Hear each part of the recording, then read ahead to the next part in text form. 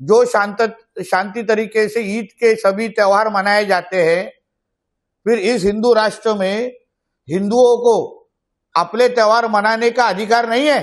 किसी भी तरीके से हमारे हिंदुओं की तरफ गंदी नजर से देखेगा ना, तो उन लोग को सभी को मिट्टी में मिला देंगे। इतनी ताकत हमारे महाराष्ट्र की सरकार में।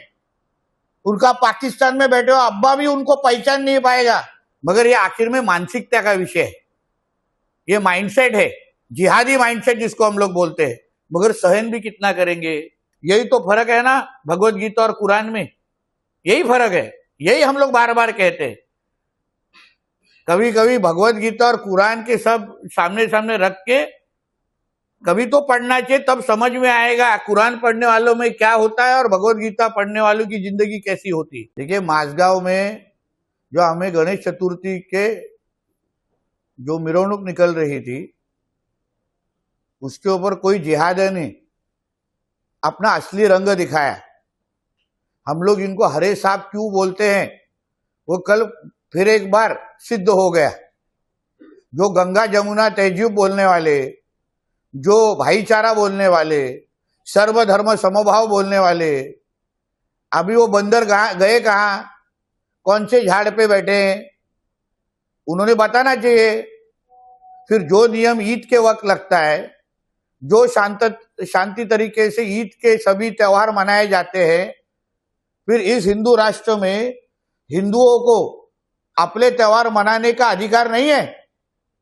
ऐसी एक घटना जहां हिंदुओं ने ईद का कोई त्योहार पे किसी तरीके की तकलीफ दिखाई की है, ऐसा एक घटना कोई भी मेरे को बताए। किधर पत्थर मारा है, किधर अंडे मारे हैं। तो अगर आपके त्योहारों के वक्त कोई हिंदू गंदी नजर से देखता नहीं है, तो हम हमारे गणेश उत्सव, हमारे यहाँ हनुमान जयंती, राम जयंती, रामनवमी की जयंती कभी मना नहीं सकते? तभी ये सब घटनाएं क्यों होती है? फिर इस जिहादियों को पुलिस तो पुलिस का काम कर रही है, कल तुरंत केस भी दाखिल हो गई। मगर इस महाराष्ट्र में अगर इस तरीके की कोई भी जिहाद कोई करने की कोशिश करेगा, किसी भी तरीके से हमारे हिंदुओं की तरफ गंदी नजर से देखेगा ना, तो उन लोग को सभी को मिट्टी में मिला देंगे। इतनी ताकत हमारे महाराष्ट्र की सरकार में। उनका पाकिस्तान में बैठे हुए अब्बा भी उनको पहचान नहीं पाएगा। ऐसी हालत करके उनको पाकिस्तान भेज देंगे, इतना याद रखना। वो आइडेंटिफाई हुए हैं, केस भी दाखिल हुई है, इंक्वायरी चालू है।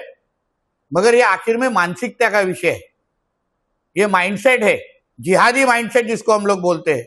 ये कोई व्यक्ति नहीं है, मगर जिनको अगर जिहाद हमारे देश में बैठ के करना है, ये हिम्मत कोई भी हिंदू पाकिस्तान में कर सकेगा क्या?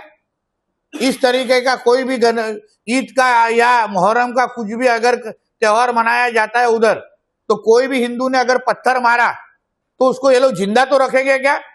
देखिए क्या हो रहा है बांग्लादेश में, कल ही 4 हिंदुओं को मार दिया गया है उधर।